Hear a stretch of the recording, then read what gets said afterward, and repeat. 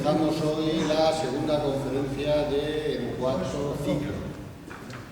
Antes de presentar al conferenciante, decir que tenían un principio previsto asistir el alcalde, pero no ha podido asistir. Nos comunican de alcaldía, me rectificarán si no es así, que vendrá a cerrar el ciclo el próximo martes. Tenemos también otra ausencia importante, y es que nuestro presidente no puede venir porque ha cogido un virus de esos que se están cogiendo ahora y está en la cama, con lo cual, pues excusarlo también. Bueno, lo que quedamos, vamos a llevar adelante el tema como siempre.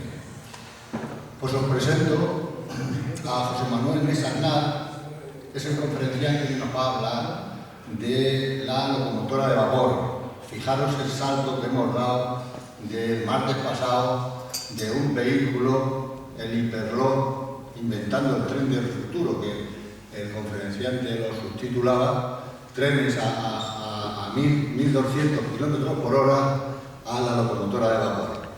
Todo tiene su encanto y, bueno, pues la presencia vuestra también así lo atestigua. José Manuel Mesa es ingeniero técnico universitario por la Universidad Laboral de Córdoba. Realiza, entre otros, los siguientes másteres o cursos: Dirección de Empresas Corporativas, Física Nuclear, curso senior de reactor operator, senior de reactor operator, análisis HP, y yo aquí me he subrayado una cosa que yo no sé lo que es, pero él nos lo dirá. El curso de MOR, otorgado por la empresa Tecnatron. Eso nos lo dirás después. Vale. Que lo utiliza la NASA. Después tiene varias experiencias profesionales. Lo contrató en su momento Tecnatron. Tras 42 años se jubila en el 2021. Ha escrito libros técnicos. Es una persona que está muy preparada, es una persona que, entre comillas, en el mundo ferroviario no es ferroviario, sabe más de máquinas de vapor y de vapor, y sobre todo de la máquina térmica de vapor que la mayoría de los ferroviarios, pero no ha trabajado ni en Renfe ni en Adif. Ha estado muy relacionado con el mundo de la energía nuclear, ha trabajado en varias centrales nucleares españolas, de las que todos conocemos. Y después tiene en su trayectoria, además de las centrales nucleares, ha trabajado en centrales térmicas de carbón, en despachos de carga. Los despachos de carga son como los telemandos de Renfe antiguamente o los telemandos de energía de allí actualmente, ¿no? Después, en el mundo ferroviario, ha sido presidente de varias asociaciones y él ha traído para los curiosos una pequeña muestra de todos los trenes miniaturas que él tiene. Evidentemente viene cargado con una pequeña maleta y ha traído una muestra para los curiosos que después de la conferencia quieren acercarse a ver. Ha retrasado el tren media hora, me parece, con lo cual, lo que le han dejado, con lo cual pues van a poder hacer preguntas incluso de su maqueta. Así es que, sin más, le cedo la palabra a él y que nos hable de la locomotora de vapor. Muchas gracias. Bueno, muchas gracias por estar aquí todos. Bueno, voy a explicar lo del MOR, ese que parece raro. MOR es un tipo de análisis que se utiliza para la investigación de grandes accidentes. Por ejemplo, Chernobyl, por ejemplo, el accidente del Challenger. Entonces, hay un gurú de ese tipo de investigación que lo hizo esta persona que se llama Dorian Conger, que participó, entre otros, en la investigación del accidente del Challenger.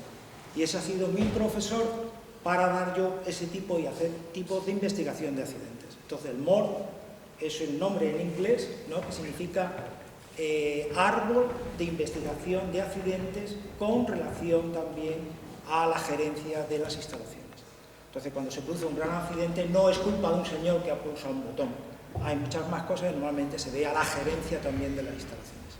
Es el tipo de análisis más alto que hoy os podéis encontrar para un análisis de un accidente. Si se produce un accidente en Marte, seguramente se aplicará un Marte. Entonces, bueno, pues eso era necesario para que yo analizara accidentes en las centrales nucleares. Fukushima lo he analizado. ¿De acuerdo? Bueno, con esto voy a empezar. ¿Qué es esto? Bueno, estoy acostumbrado siempre no a estar sentado. Me gusta moverme.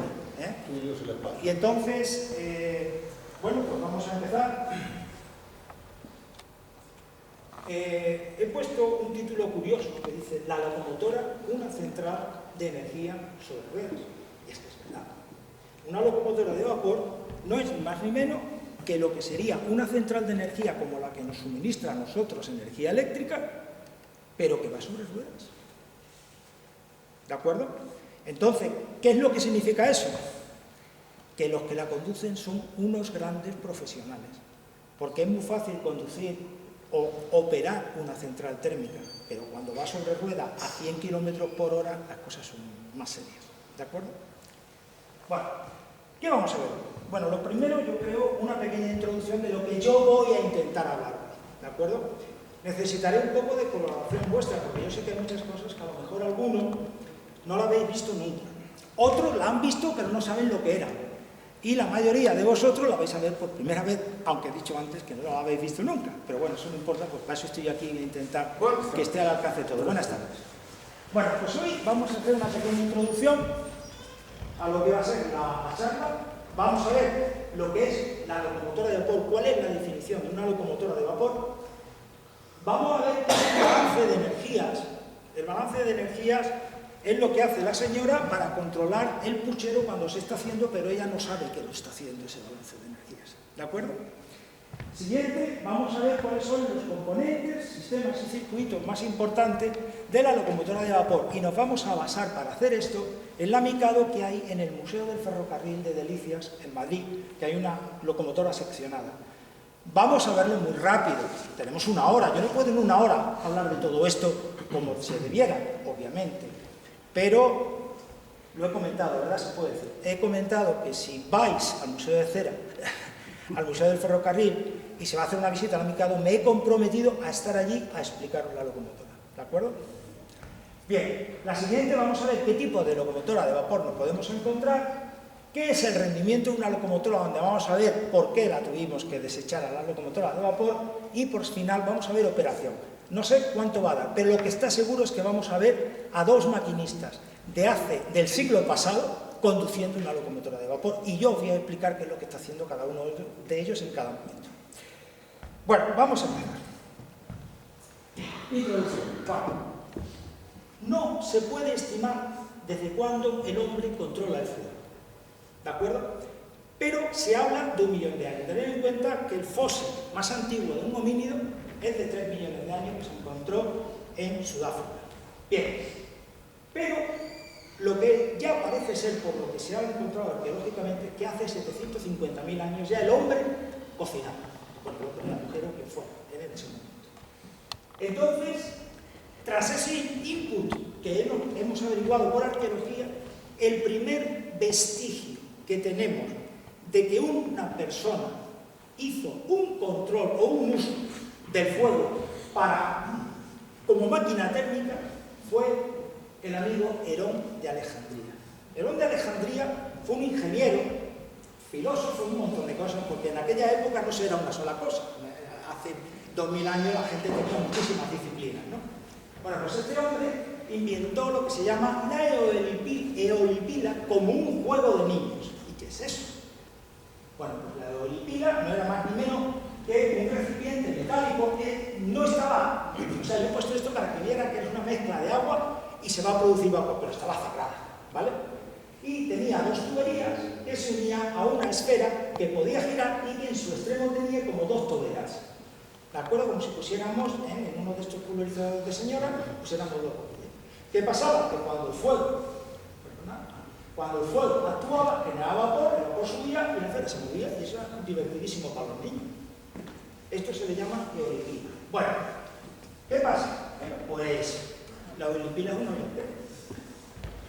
Si os lo voy a decir, nuestro querido amigo zaragozano José Alix Martínez, en 1919 inventa la olla express, que es un recipiente cerrado que tiene algo que gira, la pesita que ponemos arriba, y cuando la ponemos al fuego empieza 2000 años después de haber inventado la eolipila, nuestro zaragozano nos permite cocinar a mayor temperatura. ¿Vale? Bien. Tras esto, pues hay un input. Y ahora voy a decir una cosa que os va a sorprender. Todo el mundo habla que la primera máquina de vapor la inventó Watt. Mentira. La inventó un español 200 años antes de que se inventara la máquina de vapor. En 1543, y lo sabemos, porque hay una publicación de 1695 en el archivo de Simancas que dice que Blasco de Garay le presentó a Carlos I un proyecto de una máquina de vapor para mover barcos. Y ya no digo más. Bien. Sigamos. Bueno, pues ahí tenéis la primera máquina de vapor. La primera máquina de vapor que se produjo ya con un dinero, me vengo por aquí, me voy a caer. La inventó Tomás Saveré. Y aquí tenéis la bomba Panache. ¿Qué era esto? Bueno, pues esto que estáis viendo aquí era un recipiente cerrado al que nosotros le estamos aplicando calor, generaba vapor, se abre una válvula y entra en este depósito que lo sube. Y después, cuando está subido, la válvula cierra y abre esta otra que entra agua. ¿Qué hace el agua? Condensa el vapor. Al condensar el vapor se crea un vacío como en los botes de mermelada y hacia el trabajo. ¿Y eso para qué sería? Inicialmente sería para las minas, para ventilar las minas con aire. ¿De acuerdo? Esta era, bueno, esto que estáis viendo aquí, ¿no? Esto que estáis viendo es lo que accionaba la bomba de impulsión, o sea, con las bombas de agua, pero que manejaba aire para las cuerdas, para las minas. Bien, vamos allá. He puesto aquí conserva para que todo el mundo entienda que nosotros lo hacemos en casa. Cogemos un bote que hemos hecho mermelada, lo ponemos en el fuego al baño caliente y antes de que se caliente le ponemos la tapa, la vaciamos y después nos cuesta trabajo abrirla, ¿verdad? Porque se ha hecho un vacío. Ese es el funcionamiento. Bien, y ahora llega la máquina de Watt. Es decir, todo esto tenía una evolución que al final acaba aquí. Bueno, esta es la primera máquina de Anache que se tenía, porque antes hemos visto un dibujo, quería poner este dibujo de la máquina de Anache que está en Inglaterra. Y ahora aquí tenemos la máquina de vapor ya comentada. Una máquina de vapor que tiene. Una máquina de vapor tiene un regulador de velocidad, tiene una admisión, una válvula que admite vapor, un pistón que se mueve gracias a cuando entra el vapor, ahora lo explicaré mejor, un sistema bien a manivela que mueve una rueda. Y esta rueda a su vez permite funcionar al regulador de velocidad. No me voy a poner a cómo funciona esto, pero es lo más básico y además se vende en la juguetería para los niños. ¿De acuerdo? Bueno, pues la máquina tiene, la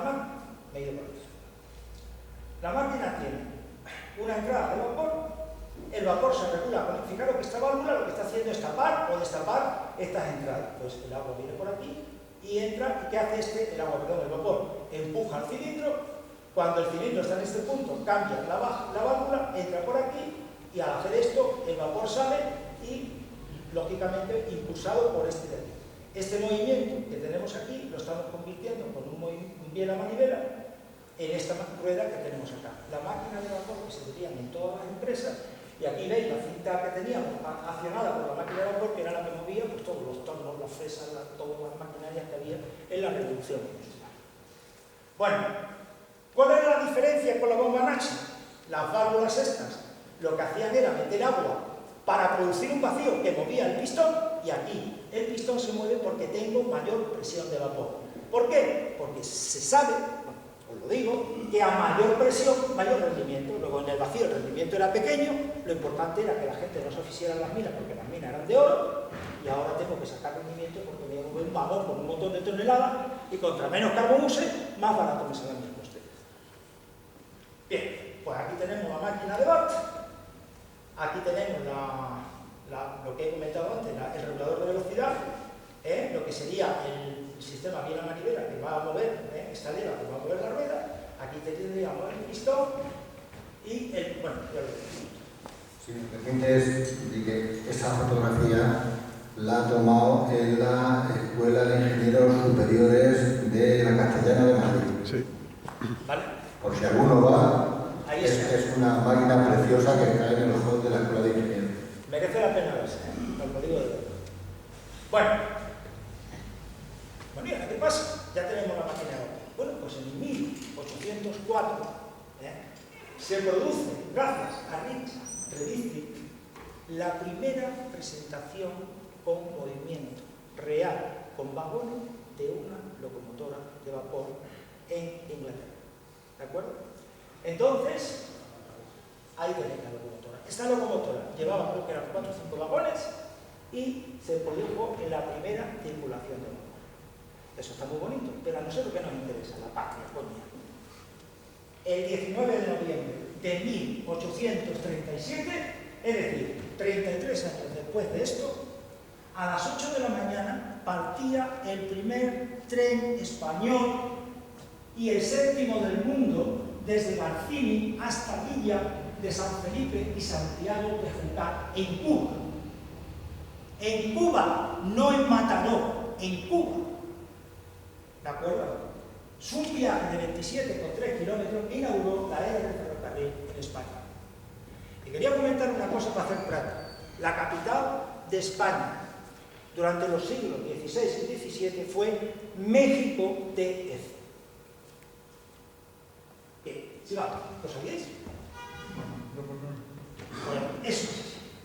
Este es la serigrafía que recuerda lo que fue, digamos, este viaje que conmemoraba. Éramos los 7º en el mundo. Estábamos en Cuba todavía. Éramos una gran potencia en aquello. ¿De acuerdo? Bien, bueno, y ahora yo digo, hay muchas fechas, muchas fechas que podríamos recordar, pero para mí están aquí. ¿Perdón? Están aquí. ¿De acuerdo? Bien, las fechas son las siguientes. A ver si... Bueno, a ver, es que aparecen... Ahora, es que van apareciendo poquito a poco y el tiempo de presentación es pequeño. Bueno, la primera, 1804. ¿Por qué? Porque fue la primera locomotora, ¿de acuerdo?, que apareció en el mundo. Y a partir de ahora hay muchas locomotoras, muchas. Pero aquí tenéis 2 locomotoras emblemáticas en Europa. Este de aquí, que fue el primer tren que circuló por Alemania, y este de aquí, que fue el segundo tren que circuló por Alemania. Los dos son funcionales, funcionan y circulan por la vía, tienen motor eléctrico y van por las vías. Y este encima lleva un microchip, ¿de acuerdo?, con el que yo controlo desde un ordenador. Bueno, pues este se llamaba el Adler y este el Sajonia.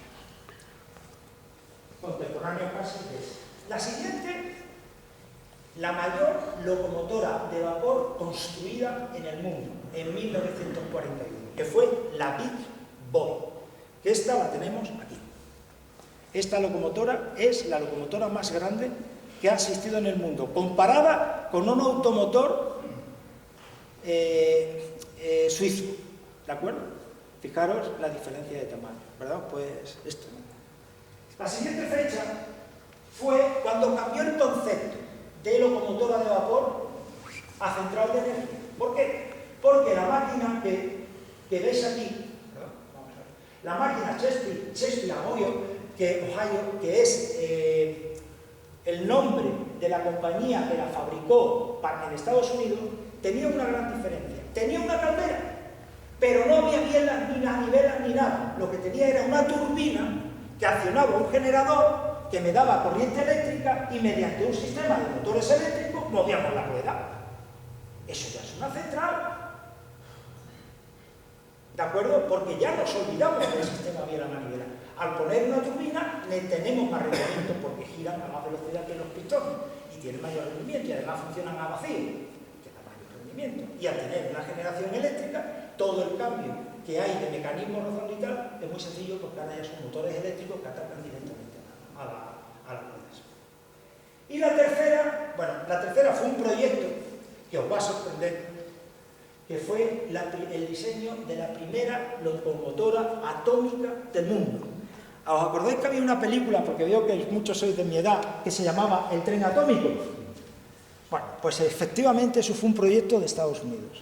En Estados Unidos se creó el primer proyecto de Babcock Wilcox con una locomotora de vapor, ¿de acuerdo?, que parezca diésel. Aquí es donde estaba el maquinista. Esto era el reactor nuclear. Aquí se generaba vapor, que iba a una turbina, movía un generador. Este era el condensador para condensar el vapor. El generador está aquí y con esto el generador nos da energía para los motores, para que puedan mover las computadoras.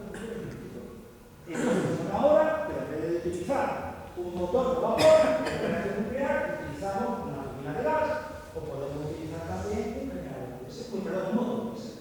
La locomotora diésel eléctrica. Bien, pues este es el otro hito. porque considero que son cosas que realmente revolucionaron el mundo. ¿Por qué no se llevó a cabo?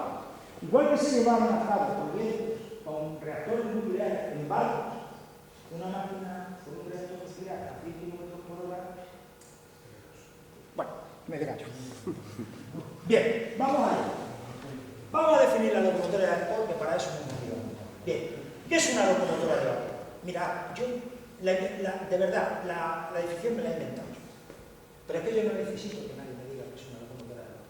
Yo os lo digo y vosotros compartiréis si estáis de acuerdo conmigo.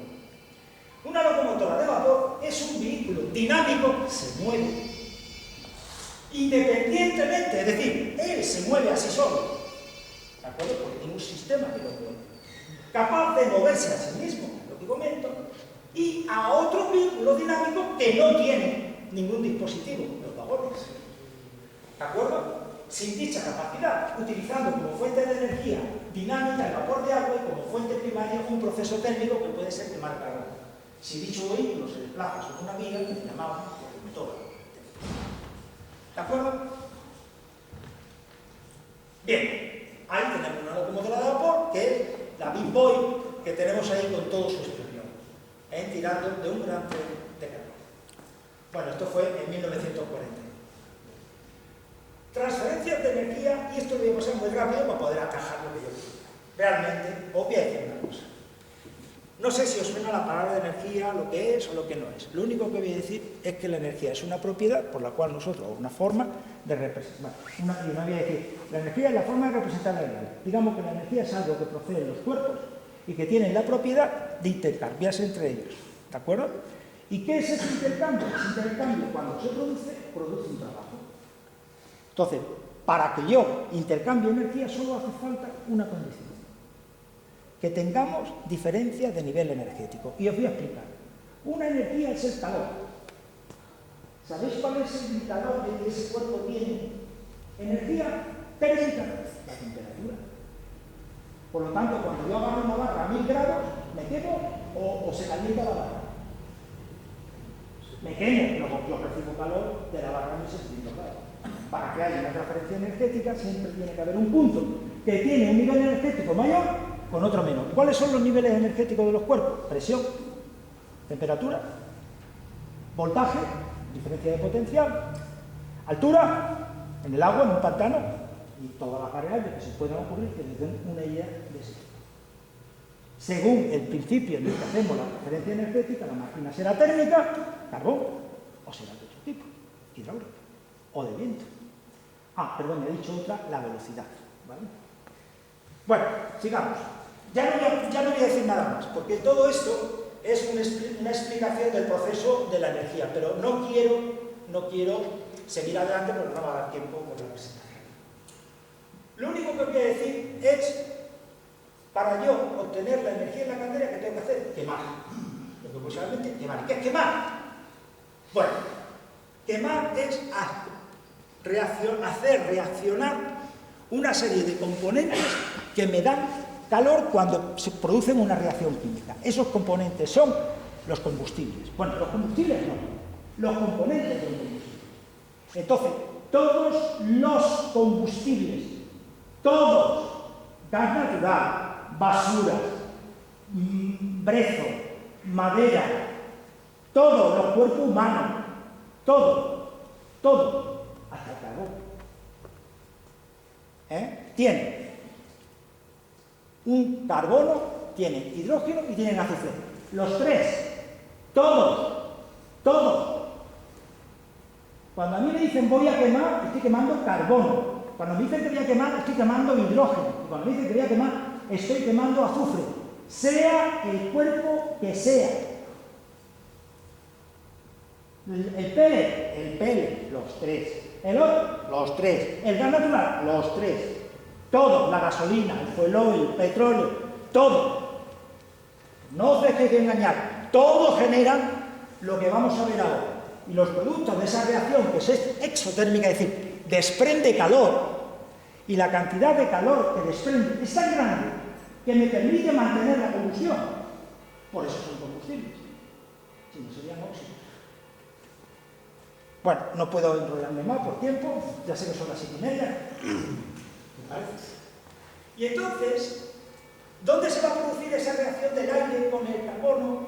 El aire, fijaros que digo carbono, no carbono. ¿De acuerdo? Bueno, pues esa reacción se produce en el hogar. En el hogar. Y para que se produzca, ¿qué necesito? Oxígeno. El oxígeno viene con el aire, que lleva nitrógeno. Entonces, ¿qué pasa? Meto combustible, meto el aire, consigo la temperatura a la que se produce la reacción, se produce la combustión me mantiene la temperatura, ¿y qué tengo que hacer? Sacar, porque si no se me tapona el hogar. Por esa razón pongo unos tubos, para que por aquí salgan los gases calientes. Y en el recorrido de los gases calientes, ¿qué hago? Le pongo una cosa más fría que se llama agua. El agua se calienta, se evapora y la meto en la máquina de vapor. Qué fácil, ¿verdad? Bueno, pues continuando con la combustión me produce anhídrido carbónico o monóxido de carbono. Los dos tipos. El monóxido de carbono también es combustible. Segundo, se produce mucho en los hornos de uva para la producción de la cera. Aquí. Siguiente, el agua. El hidrógeno con el oxígeno me da agua. Y después el azufre que me da anhídrido sulfuroso y anhídrido sulfúrico. ¿Y que llevan también los gases? Agua, al mezclarse ácido sulfúrico y ácido sulfuroso. Todos los combustibles, no solo el carbón. El carbón es el de menos, curiosamente. Bien, pues entonces, ya lo he comentado, no voy a hablar más de esto. Y tenemos, cuando ya estamos en la caldera, lo que os he comentado. Entra el aire, fijaros que la caldera tiene una zona que, digamos, rodea la caldera, o sea, la caldera sería esto, y en su interior tenemos otro cilindro rodeado por agua. Ese cilindro, que también lo vemos aquí en la continuación, o sea, esta pared de aquí seguiría hasta el final, al principio, que es lo que rodea el hogar, tiene esta forma, pero en el momento que atravesamos esta pared tubular, es esto que podéis ver ahí. Es decir, entre este punto y este punto no hay conexión física, ¿de acuerdo? Entonces, esto que estáis viendo aquí son los tubos, estos que están pasando por la caldera. Entonces, para que os entendáis, a esta zona que está rodeada de agua le llamamos zona de agua o lado agua, y a esta zona por la que van a circular los gases le llamamos zona de gases. ¿Vale? Bueno, fijaros, aquí estamos viendo cómo los tubos atraviesan esto en la caldera, ¿lo veis? La pared de la caldera. Todo esto está en su interior, circulado por una serie de tuberías que rodean, ¿de acuerdo? Las tuberías que están circulando los gases, y el agua rodea a esas tuberías. Claro, está en contacto con algo que está a casi 1000 grados, pues agua se calienta. ¿Y qué hace al calentarse? Evaporarse. Entonces, en toda caldera tenemos una zona en la que tenemos vapor y una zona en la que hay agua. Aquí también hay vapor, lo que pasa es que como tiene menos densidad, se va para arriba. ¿De acuerdo? Ahora, esto es un problema, porque si no saco el vapor, explota la caldera, sube la presión. Ahora tenemos que ponerle una válvula con una olla expreso, si no, se calientan los garbanzos. A la salida, tenemos una caja que recoge todos los gases. Entonces hay un mecanismo que muchos de aquí lo habréis oído, unos entenderéis y otros no entenderéis su funcionamiento, que son los inyectores. Entonces los inyectores es una máquina que hace el vacío. Por lo tanto, al hacer el vacío, aquí tengo menos presión que en el hogar, que hace los gases circular. ¿Lo veo?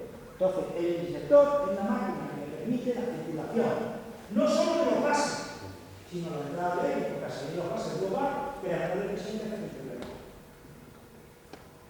¿De acuerdo? Bien, pues ya estamos avanzando mucho. Bueno, pues aquí tenemos el inyector. El inyector que podéis ver aquí. El inyector que podéis ver aquí, fijaros qué bonito es. Este es el dinamicado que tenemos en el museo. Fijaros, esto que veis aquí es la salida del vapor de los pistones que viene aquí a los inyectores. El inyector, para hacer su trabajo, necesita un fluido motor. Y ese fluido motor es el vapor que sale del pistón. Por eso la presión de salida del dinamicado es superior a la atmosférica, porque tiene que salir, vencer todo esto para aspirar los gases y después ya sale por la chimenea. Y cuando viene por aquí es cuando oímos ¡shum! En una locomotora. Porque antes no se oye. En los pistones no se oye el ruido. Se oye ¡shum! El shum es cuando llega aquí y se expansiona el vapor. ¿De acuerdo?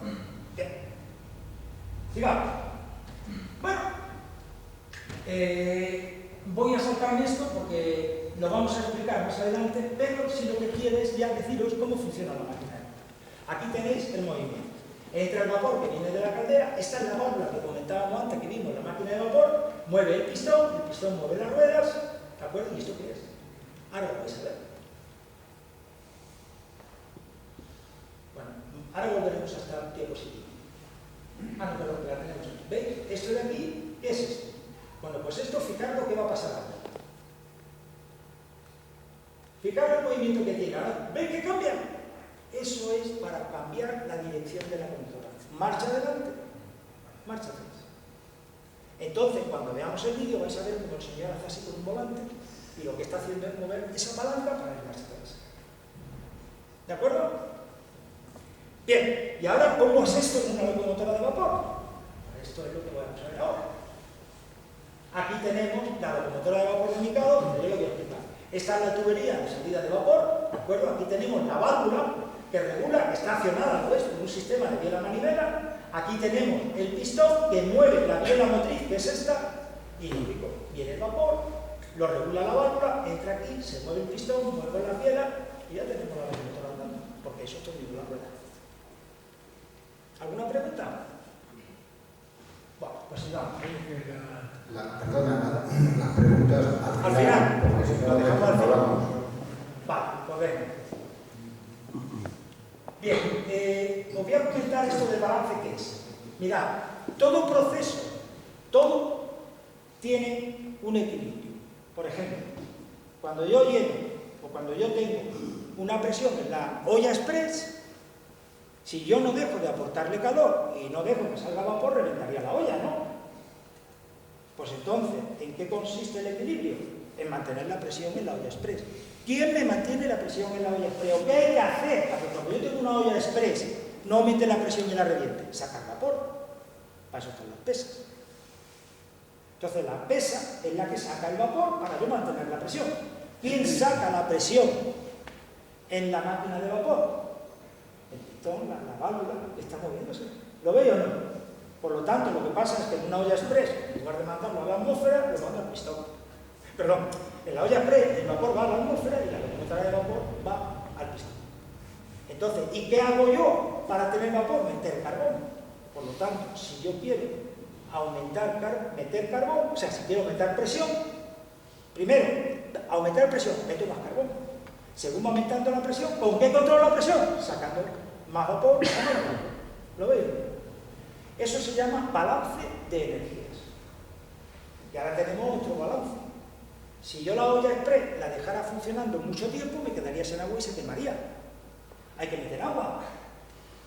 Ya lo hacemos antes. Uy, voy a ponerlo aquí en el nivel porque si no me voy a quedar sin cocido.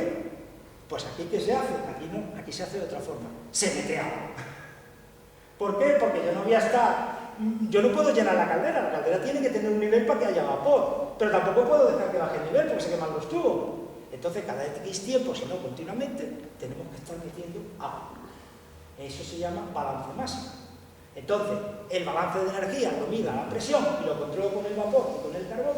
Y el balance máximo, es decir, la cantidad de agua que tengo en la caldera, lo mira el nivel de la caldera, que dice cuándo tengo que meter agua y cuándo tengo que dejar de meter.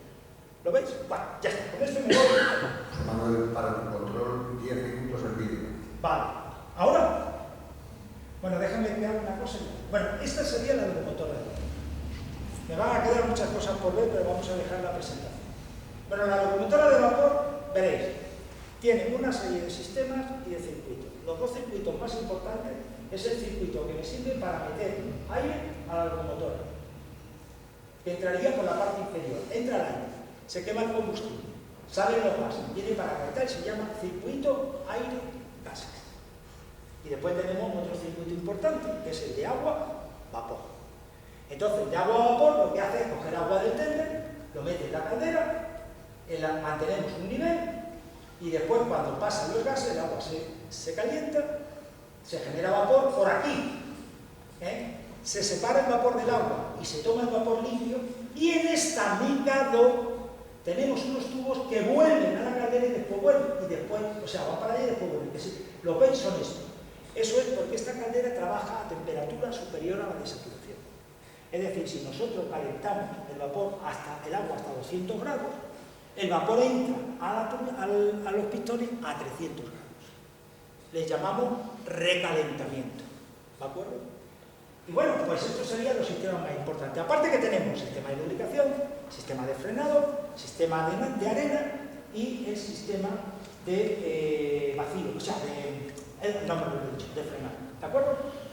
Bueno, pues vamos a ver cómo es la operación de una locomotora de vapor de verdad. Yo voy a ir explicando todo el proceso. ¿De acuerdo?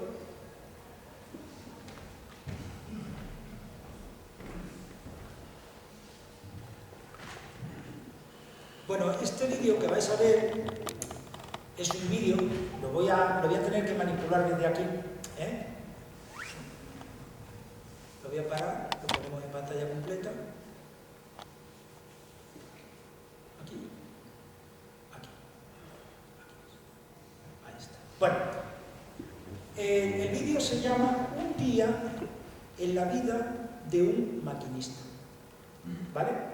Entonces es todo lo que hace el maquinista desde que se levanta y ha desayunado, lo llamamos esas cosas raras, hasta que vuelve a su casa. Pero a la vuelta a casa no la vamos a ver porque entonces nos tenemos que quedar aquí hasta nada, ¿vale? Entonces vamos a ver realmente qué es lo que hace. Bien. Bueno, pues aquí estamos viendo lo que sería el depósito de locomotora. Esto está en Inglaterra, no sé qué estación es en concreto. Aquí vemos el depósito y vais a ver lo primero que vamos a ver, lo voy a comentar ahora. Es decir, fijaros que estamos viendo muchas locomotoras de vapor humeantes.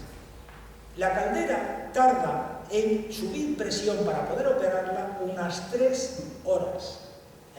Por lo tanto, mirad que tenemos la caldera medio ahí, apagada y tal. Y ahora dice el steam riser. Traducido al español es el subidor de vapor. Es el que enciende la caldera para que cuando vengan los maquinistas se encuentre la caldera ya casi con presión. ¿De acuerdo? Porque al principio lo que hay que hacer es dejar que ella arranque. Bien, el steam riser, ¿qué va a hacer? Encender caldera. Entonces vais a ver cómo se enciende una caldera de vapor. Ahora lo iré explicando. Este es el señor y fijaros que lleva unas tablas en una carretilla. Estas tablas son las que van a iniciar la combustión. ¿Y cómo vamos a encender las tablas? Lo vais a ver ahora, no con una cerilla. Fijaros qué cachotablones llevan. Tenemos que usar algo raro. En algunas centrales, mientras carga de carbón, lo voy comentando, se hace con un hisopo y gasoil. Entonces echamos gasoil, ponemos todo eso prendido y después a la primera metemos un hisopo y le prendemos fuego. Y así se han encendido muchas calderas aquí, ¿eh? Pero aquí nos vamos a la caldera central que tiene en el edificio de locomotoras. Ese coge unas brasas y se lleva las brasas ¿a dónde? A ponerla encima del establo. Lógicamente ahí se va a prender el fuego, encendido de caldera. La presión es 0 y se tarda en coger el primer kilo aproximadamente 1 hora. Porque no podemos subir a más de 55 grados centígrados por cada hora de subida de presión. ¿Por qué? Porque hay que dilatar la caldera y se podrían producir grietas en esa operación. Yo estoy diciendo esto mientras ve cómo él está preparando la caldera, ¿de acuerdo?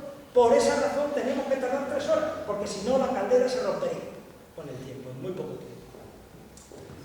Bien, pues esto ahora lo deja y ahora vamos a ver cómo el maquinista se va a su casa a despedirse de la señora. Pero eso lo vamos a pasar. Mira, la presión 0, ¿la ves? En Ciudad Real, y desde que Renfe vence, a ese empleo se le llamaban encendedores. Era una categoría profesional, era la categoría profesional más baja que había en Renfe entonces.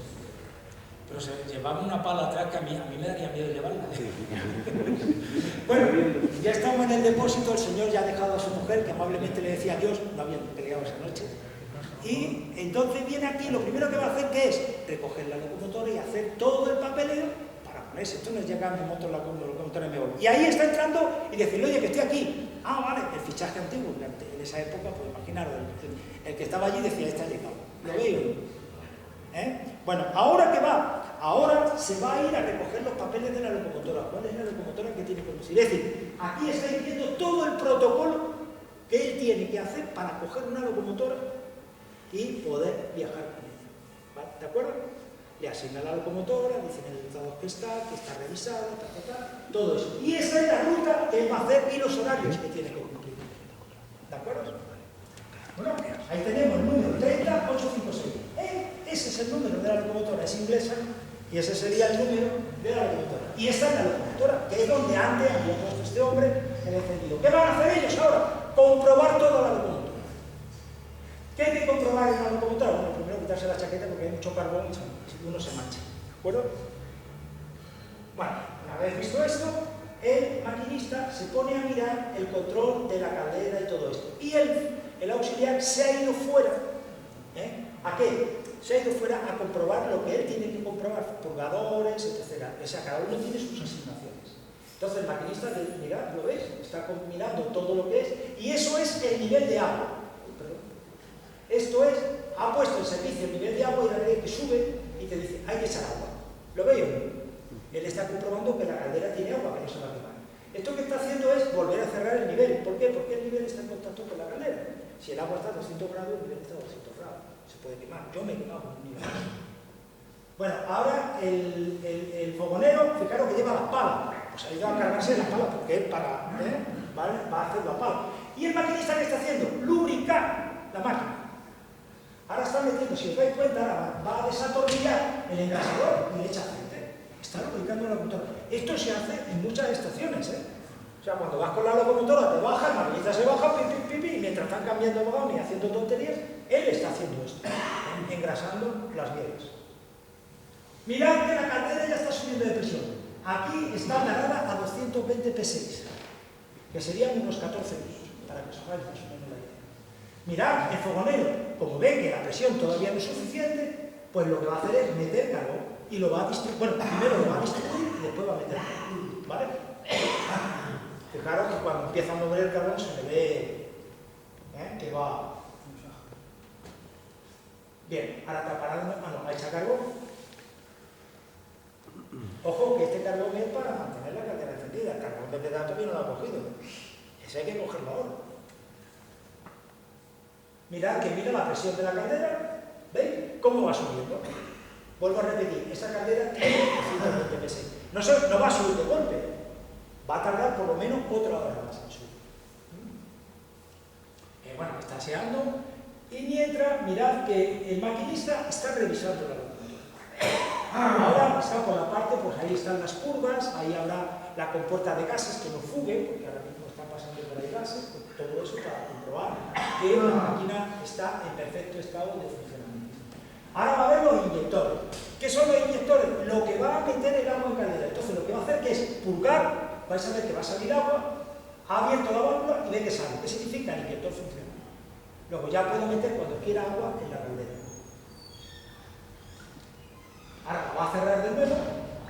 Mirad que sale caliente. ¿Por qué? Porque el inyector toma vapor. Al tomar contacto con el agua de caldera se calienta.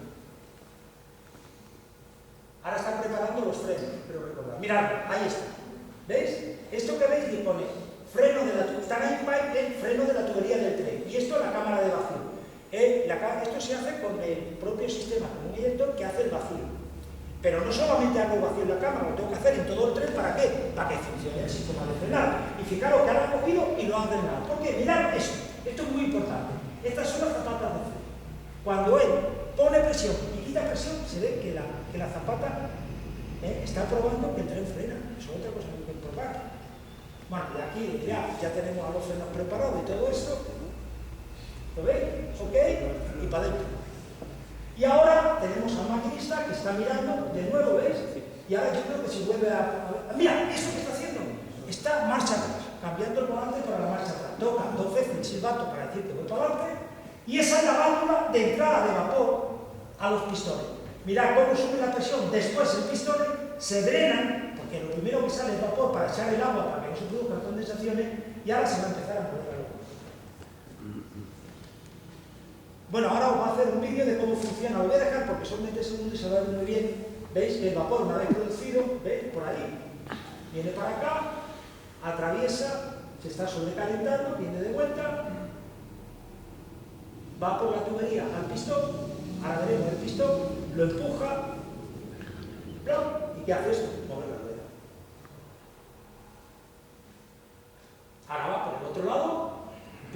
doble cara, seguramente, aumenta el rendimiento.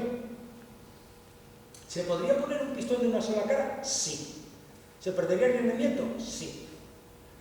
Y entonces ahí tenéis el movimiento de la rueda. Fijaros cómo va compensando el movimiento de las válvulas con el movimiento de la rueda. Por cierto, no va con el movimiento de la rueda, pero no va al mismo tiempo que los pistones. Mirad que ya se está moviendo la locomotora de agua. ¿Y ahora qué tenemos que hacer? Ojo, tenemos agua porque teníamos un poquito de agua y tal, pero esto va a consumir agua. ¿Qué hay que hacer? Llenar el tender de agua. La siguiente operación va a ser llenar de agua el tender. Y además vamos a llenar de combustible. Vamos a poner carbón. Entonces vamos a ver cómo es la toma de llenado de carbón y la toma de llenado de agua. Aquí está la torre de agua, la manguera flexible de 10, por ejemplo, se ve perfectamente.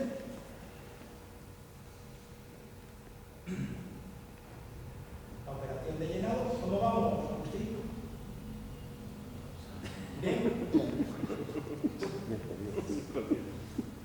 Yo estoy preocupado, de verdad. Ahí está llenando, ya no queda poco. Eso es para que veáis lo que es.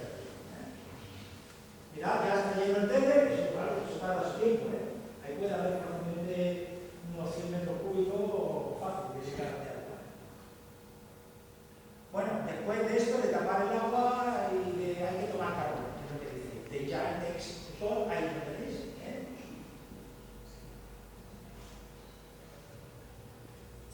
Bueno, fijaros el tamaño del carbón, desde mi punto de vista, claramente, yo estoy acostumbrado a quemar el carbón con un poco de tabaco, de tal. Mirad, ahí está preparando. Y esto ya, pues el depósito, el movimiento de locomotora. ¿A dónde vamos a ir ahora? A recoger los vagones. ¿De acuerdo? Porque ya va a ir a... Bueno, eso es un cálculo, normalmente suele ser locado para que sabéis si la locomotora va a entrar por los túneles. Y bueno, esto es una visión del puesto, no desde el maquinista, sino delante de la máquina, que están los faros de lo que es llegando a la estación. Ahí tenemos lo que sería el vagón que vamos a tomar y vamos a ver el acoplamiento. ¿Qué vamos a hacer? El enganche con la cadena y la conexión del tubo de vacío. Lo que va a conectar es el tubo de vacío para el frenado de todos los vagones. Porque la locomotora no solamente lleva freno, sino todos los vagones. ¿De acuerdo? Bueno, el enganche, fijaros que es suave, que no se mueve el vagón. Claro que también es porque tiene los frenos puestos. Ahora viene el enganche, el famoso enganche que hemos visto, todos, bueno, los que han tenido esa suerte de ver cómo se producían, ahí está el enganche de la cadena y su poner la seguridad y ahí estamos conectando la tubería de bajo. ¿De acuerdo? Bueno, pues ahora el señor, bueno, el jefe de estación le dice cuántos vagones va a tener que tirar. ¿Por qué? Porque el fogonero lo que necesita saber es saber cuánto carbón va a quemar. ¿De acuerdo? Es como cuando dicen a de un avión, pues se da igual que un pasajero. ¿De acuerdo? Bueno, pues ya tenemos ahí el tren, ahora lo identifica, o sea, es un protocolo de cómo tiene que ir señalizando el tren, y es decir, mi tren ya tiene línea más. La seguridad. Yo recuerdo que este señor es el que me dice, ya lo ves. Bueno, no, perdón, este era el fogonero que está cambiando la señalización del tren.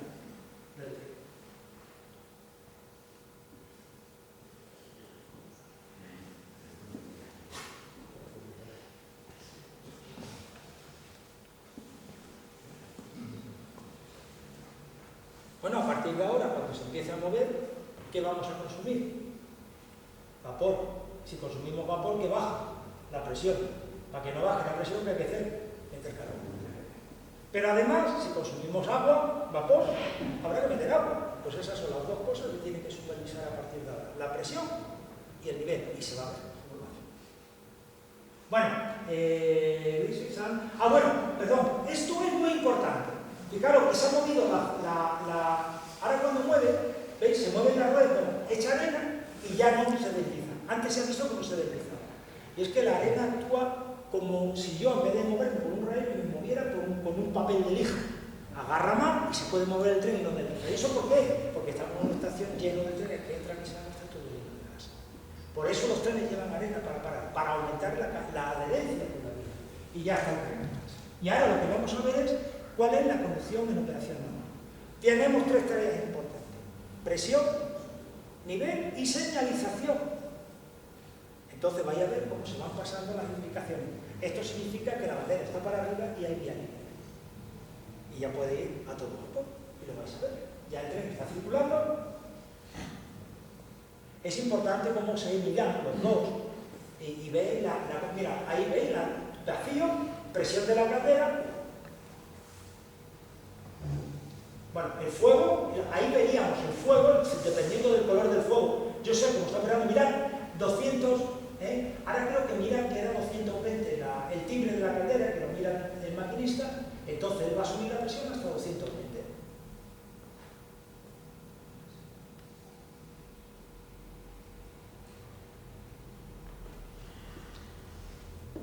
Mirad, nivel, ¿lo veis? Ha abierto el pit y está mirando, dice, hay que echar agua. Y ahora eso que está haciendo es abrir el inyector para meter agua. Mirad que moja el carbón. ¿Para qué es? Para que cuando entre en la caldera no se desprendan inmediatamente los gases volátiles, los volátiles. ¿Para qué? Para que retarde un poco y produzca una combustión mejor del carbón aumentando su rendimiento. Bueno, algún maquinista de aquí lo habrá hecho alguna vez, se habrá hecho. Mirad, ¿habéis visto cómo ha indicado así? Le ha dicho que la señal está hacia arriba. Va para allá porque la señal la debería... Mirad, 220 psi, ¿lo ves? Esa es la señalización de la caldera. Y ahora veréis esta. Mirad que está echando carbón y aquí me está indicando que ya estamos 220. Eso es un timbre que tiene la caldera para que todos los operadores sepan a qué presión tienen que controlar. Bueno, pues estamos yendo a todo vapor. Hay muchas más cosas que comprobar, pero no es cuestión de nada a decirlo porque habría que comprobar el color de los humos. Bueno, pues ahora tendremos que, veréis que va una indicación, mira, dice, la señal muestra que todo está limpio, ¿veis? Limpio significa que está limpio. Mirad, esta señal le está indicando que vía libre, que puede circular a toda velocidad. Cuando está perpendicular, que hay que parar. Bueno, pues ya tenemos lo que sería la conducción de la locomotora. Bueno, ya prácticamente sería llegar a la estación. Bueno, vamos a dejarle aquí. Bueno, lo podemos dejar, pero ya preguntas, ¿no? Sí. Por la hora... Bueno, preguntas. Preguntad lo que queráis. Voy a abrir yo mi cuenta corriente. Voy a abrir yo el fuego. Dime. Ahora, Manuel, para ti, de las locomotoras de vapor de última generación, sí, ¿cuál de ellas para ti tiene el mejor rendimiento térmico? La Vico. ¿Españolas? No, americana. Hombre, no me vale. Bueno, española. La locomotora para española, que haya circulado por nuestra vida. Sí, para mí la locomotora con mayor rendimiento, desde mi punto de vista, hay dos. La Mikado con recalentamiento y calentamiento de agua de alimentación, que se llama economizador, pero no sé si la gente de aquí lo conocerá así, era la que mayor rendimiento ha sacado. Y también la Confederación, pero la Confederación tenía más rendimiento porque algunos de sus componentes eran movidos por máquinas eléctricas, no por vapor. Entonces no consumían el vapor vivo para esas cosas, pero la Mikado ya tenía también, o sea, bombas que funcionaban por lo tanto y su rendimiento por tener recalentamiento, por tener economizador era menor. La Mikado es la locomotora de vapor más famosa que ha circulado por Ciudad Real. Esta es la locomotora Mikado, esta que tenéis aquí. Bueno, podemos encender ya la luz, si queremos. Sí. ¿Dónde está? No, la enciendo yo. Más preguntas. Haz que calcule el micrófono mientras que enciendo yo. Bueno, primero tú. A ver. ¿Qué tiempo, desde el momento que inicia, empieza a calentar la caldera, hasta que regresa a marcha? ¿De qué tiempo hablamos? O sea, hasta que ya se pone en marcha con los viajeros. Con viajeros. Mira, a ver, más o menos. Para que te hagas una idea, la caldera, el tiempo de arranque, desde que meto carga, inicio el fuego, hasta que la muevo es la misma en todas las calderas, da igual cuál sea. Si quiero que la caldera dure. ¿De acuerdo? ¿Por qué? Porque yo tengo que calentar algo a 2800 grados. Bueno, no, esos son los gases. Las paredes se pueden poner a 400 grados fácilmente. Entonces, toda la norma de recipientes a presión de la normativa ASME americana dice que esos calentamientos se tienen que hacer con un ritmo de 55 grados centígrados hora en cualquier periodo de una hora. ¿Qué significa cualquier periodo de una hora? Si yo empiezo a A las 2 tiene que haber 55 grados de media. Si a las 2, a la 1 y 1 minuto, a las 2 y 1 minuto tiene que haber 55. A las 1 y 2 minutos, a las 2 y 2 minutos tiene que haber 55. Es decir, en cualquier periodo, desde una hora, desde que yo puse la caldera en marcha, tiene que haber. Con eso, ¿qué hacemos? Evitamos las tensiones térmicas. ¿Qué es la tensión térmica? Cuando yo estoy dilatando algo, lo que estoy haciendo es tirar de ello. Vosotros coger una barra de acero e intentar aumentarle 1 milímetro. Bueno, pues esto dilataba 10 milímetros. O sea, tirando y quien hace eso, este calor. Entonces, imaginaros lo que puede ocurrir si yo lo hago a un ritmo acelerado. Entonces, la estructura interna del acero se resquebrajaría, producirá un crack. A lo mejor en la primera no, pero por ejemplo, en mi cocina, el otro día pusimos el grifo del agua caliente para probar la caldera y estalló la vitro. Pero estallado, ¡ras! ¿Vale? Eso es la dilatación.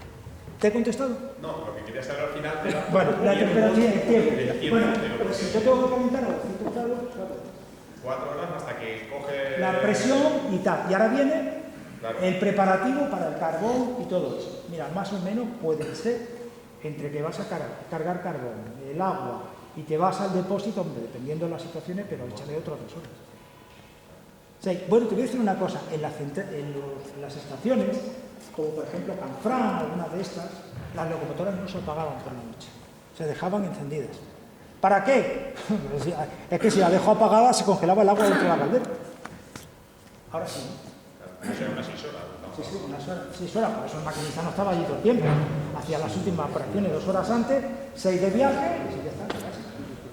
Sí, 6 de viaje, pero eran 3 y 3. Si eran 6, se quedaban a hacer noche porque eran sustituidos para hacer un viaje más largo, lógicamente. Igual que ahora, vamos. ¿Alguna pregunta más? ¿Cómo se calculaba la potencia, la relación diametral? Porque tú a una máquina de vapor le voy a poner 10 vagones, 8 vagones, ¿qué relación hay entre la potencia de la máquina y el arrastre? No es igual o sea, si tú te vas al libro de Renfe, hay un libro que tiene ¿cómo se llama esto? La Renfe para formar a maquinistas. ¿El álbum de material motor? No, es un libro, a ver si me explico, el libro tiene un A3, formato A3, y era el libro de los maquinistas de Renfe. Lo tienes, ¿no?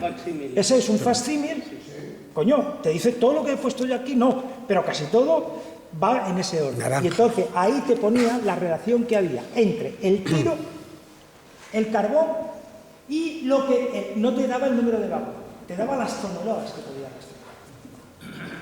Entonces tú por los vagones que te daban pues ya lo sabías más o menos. En este tiempo lo de menos eran los pasajeros, porque los vagones pesaban. Eso depende de la potencia de la caldera, la máquina. Claro, ¿y quién te da la potencia de la caldera? La cantidad de vapor que debe producir por cada kilogramo por la cantidad de combustible que puede quemar. Por lo tanto, si me da tanto vapor por tanto kilo y yo puedo quemar 2 toneladas, ahí ya tiene el cálculo. ¿Vale? También depende del carbón que se use. Por supuesto. Entonces, ¿qué es lo que pasa? Hay carbones que no puedo usar, no depende de todos. Entonces, normalmente un carbón muy utilizado para las calderas de las locomotoras era una hulla subbituminosa. Perdón, una calidad de carbón. ¿Por qué se caracteriza la cantidad de la energía, o sea, el carbón que puedo utilizar? Por el contenido en volátiles. El contenido en volátiles me dice cuánta temperatura tengo que tener para poder quemar el carbón. Por la cantidad de carbono que tenemos, la cantidad de hidrógeno, sobre todo el hidrógeno es muy importante porque los gases volátiles vienen ahí con el hidrógeno, y la cantidad de azufre es lo de menos porque es un producto que yo no quisiera que estuviera en el combustible. Lo que da calor no lo quiero que esté porque produce ácido sulfúrico y me quema la caldera. O sea, las calderas estas se corroían con el azufre. A su pregunta tenemos que decir que aquí en Ciudad Real, dicho por los maquinistas antiguos, había 2 tipos de carbones: el carbón asturiano, que venía de Asturias, y el carbón de Puerto Llano.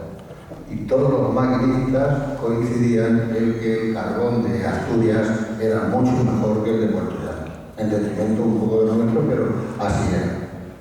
Es que en Asturias teníamos 2 carbones. el de hulla, que es el que se utilizaba en los altos hornos, y estaba la antracita, que no se podía utilizar ni siquiera aquí, porque la antracita necesita fueloil para poder quemarse, no tiene volátiles. ¿Alguna pregunta más? ¿Alguna pregunta más? Julián. Como aclaración a lo que ha preguntado de cuántos vagones está poder ese determinado, aparte de la locomotora, viene determinado unos cuadros que establecen los perfiles de la vía. No, pero bueno, es que eso es determinante. O sea, que una locomotora 1.4, como es la Mikado, pues tenía a lo mejor en ese trayecto, el trayecto de Ciudad Real a, por ejemplo, La Cañada, 750 toneladas. Y en otros trayectos en plano, quizás 1000 toneladas. Por ejemplo, de aquí a Alcázar, la locomotora Mikado cargaba 1500 toneladas. O sea que la mitad que traía desde Puerto Llano a Ciudad Real. Efectivamente, pero lógicamente según el trazado que tú ibas a utilizar, si tú tenías que traer un tren que tenía que subir y bajar, tenías que pensar todo eso. ¿Qué pasa? Para solucionar eso, ¿cómo se soluciona? Para solucionar eso. Doble tracción. Bueno, la doble tracción por cabeza o por cola. O la triple tracción. O la triple. Bueno, ya no voy a decir la multitracción, porque si te vas a una... Estas, yo las he visto hasta 4, esta de aquí. Y no voy a contar los trenes diésel. Esta. Veniros para aquel que queráis que se puede ver. Yo ahora estoy contestando... Bueno, hay otra cuestión interesante. Sí. Que yo creo que podría marcar. Las aguas que se utilizaban para la locomotora de vapor estaban en los depósitos, concretamente aquí había un sistema de descalificación del agua. Ellos le llamaban el agua cero, para que no dañase las calderas y las tuberías de la locomotora. Bueno, o tuviese el menor impacto. ¿tengo tiempo para hablar de eso? Bien, os cuento eso, verás. El agua tiene varios componentes que no la hacen adecuada para su funcionamiento cuando se producen cambios de estado. Entonces, cuando se trabajan a presiones, si hay algún ingeniero me va a entender, y si no, lo siento, por debajo de la crítica, que son entre 273 kilos por centímetro cuadrado, esto funcionaba a 14. Yo estaba en calderas que funcionaban a 320 kilos de presión. ¿Vale? Pero no eran de estos. ¿Vale? Bueno, a lo que iba. Si no se produjera ese cambio de estado a esas presiones por debajo, no habría problema. ¿Pero qué ocurre? Que a presiones por debajo de esas, las propiedades del vapor no son las mismas que las del agua. De hecho, hay una pregunta famosa que nos hacían en la carrera que decían, ¿qué quemamos? ¿1 kilogramo de agua o 1 kilogramo de agua? Entonces, las propiedades no son las mismas. Por lo tanto, ¿qué significa esto? Que cuando yo evaporaba 1 kilo de agua, si yo tenía, por ejemplo, 1000 ppm, 1000 partes por millón de calcio, cuando la evaporaba, el agua vaporizada se llevaba lo que ella podría disolver, dejando la mayoría en el agua. Entonces, eso podía hacer que cuando yo estaba en un proceso de evaporación de agua, se produjera el límite de la saturación de la solución agua-calcio. Entonces precipitaba y se formaban incrustaciones. Perdona que te señale, pero sé que estáis muy familiarizados con ello. Lo sabéis que en la lavadora se forman incrustaciones que son lo que le... Y eso se produce por los procesos que se están produciendo. Esto es como cuando nosotros echamos agua en el agua caliente y la vamos calentando.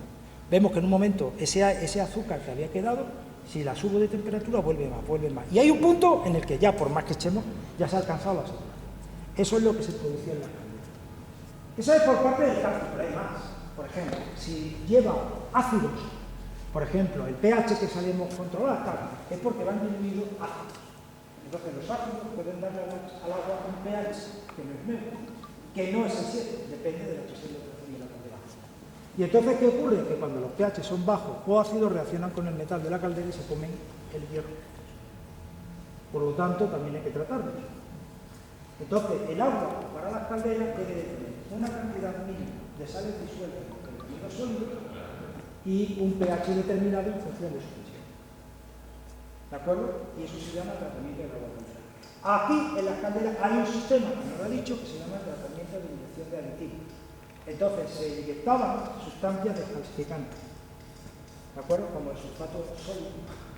Y en las calderas se echaban fosfatos de sodio para controlar el pH. Y después había un sistema de tratamiento de agua por resinas que lo que hacían era, mediante química, absorber todas las sales disueltas y hacer que el agua fuera lo más pura posible. Y ahí, al que bebía agua que se metía en una caldera, se cagaba por los patas abajo. Porque era un agua desmineralizada. El agua desmineralizada no se puede beber, te mueres. ¿Ha quedado claro? ¿Alguna pregunta más? La última pregunta, por favor. Dime. Allí. Yo soy biológico del tema ferroviario, pero tengo una curiosidad. ¿Hasta qué año o año se ha estado utilizando este tipo de máquinas? Hasta ahora estamos utilizando locomotoras de vapor en viajes turísticos. ¿Dónde había la última? Estaba una por León, no, por ahí, en marcha. Pero vamos, lo que tú querías saber era la última máquina. Hay un montón 1975. 75. Comercial en España, se termina oficialmente la tracción vapor, la paga el rey emérito. Aquí tenéis la fotografía, de entonces era príncipe Juan Carlos el emérito, en la estación de Vicálvaro. Yo pongo ahí la única fotografía que no está en Ciudad Real, todas las demás fotografías están en Ciudad Real. Y esa la pongo a costa porque el rey emérito apaga en Vicálvaro la tracción vapor. Pero con una locomotora de Ciudad Real, con el maquinista de Ciudad Real, con el fogonero de Ciudad Real y con el jefe de maquinistas de Ciudad Real. Entonces, en el año 75, oficialmente se acaba la tracción vapor en Ciudad Real. Oficialmente es un maquinista o un fogonero, oficialmente. Otra cosa, dice Luis, que lo conoce, que el fogonero tenía la categoría de maquinista, pero iba de fogonero. En ese, claro. Léete el libro que he escrito, que me ha costado mucho. Bueno, si hay una pregunta muy interesante, le damos paso, si no, cerramos el acto. Y lo cerramos, como siempre, como todos los que estáis aquí, o casi todos, el que haya venido por primera vez, no, pero todos sabéis lo que va a pasar ahora. Lo sabéis todos, menos el conferenciante. El conferenciante no sabe. Entonces nosotros, la asociación nuestra, que dinero no se va a dar tranquilo porque no tiene, pero tenemos con todos los conferenciantes un detalle, y es que le vamos a hacer entrega de esa medalla conmemorativa que has visto, que te he dicho que es la llegada del tren a Ciudad Real. Entonces, un colaborador nuestro, un muy buen colaborador nuestro, Pinilla, que ya os avanzo a los socios que hablando con él se nos brinda para hacer una visita a su empresa. Os diré que es una pequeña empresa, pero que está haciendo grandes logros en la restauración del material ferroviario. Como pincelada os diré que si vais a la famosa estación de Canfrán, que ha hecho el Hotel Barceló, ese hotel maravilloso, por cierto vale mucha pasta, pero es muy buen hotel que han hecho, han puesto 2 trenes de restaurante totalmente restaurados, y los ha restaurado él y su empresa. Entonces, hablando con él, ya os anuncio que cuando nos pongamos de acuerdo vamos a visitar su empresa y vamos a poder ver locomotoras de vapor, un tren que me dijiste, una locomotora de talgo que estoy restaurando, una locomotora de talgo que están restaurando, un vagón, un furgón blindado. un furgón blindado. Vamos a ver cosas muy curiosas, y la tenemos a 50 kilómetros de aquí, están en Manzanares, con lo cual ya como asociación vamos a poder hacer esa visita, lógicamente como siempre gratuita. La tendremos que hacer casi seguro con nuestros coches, nos juntamos 5 o 6, al conductor se le pagan 3 o 4 euros de gasolina y iremos a ver su empresa. Entonces, él, como patrocinador de nuestra asociación, te va a hacer entrega de la medalla conmemorativa.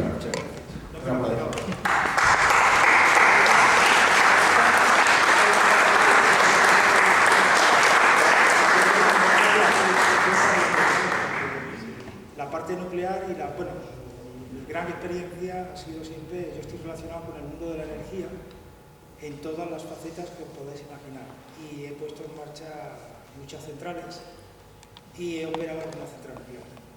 Sería muy interesante ver. Yo lo que queráis y para lo que queráis, bueno, pues aquí está usted, que se pone en contacto conmigo y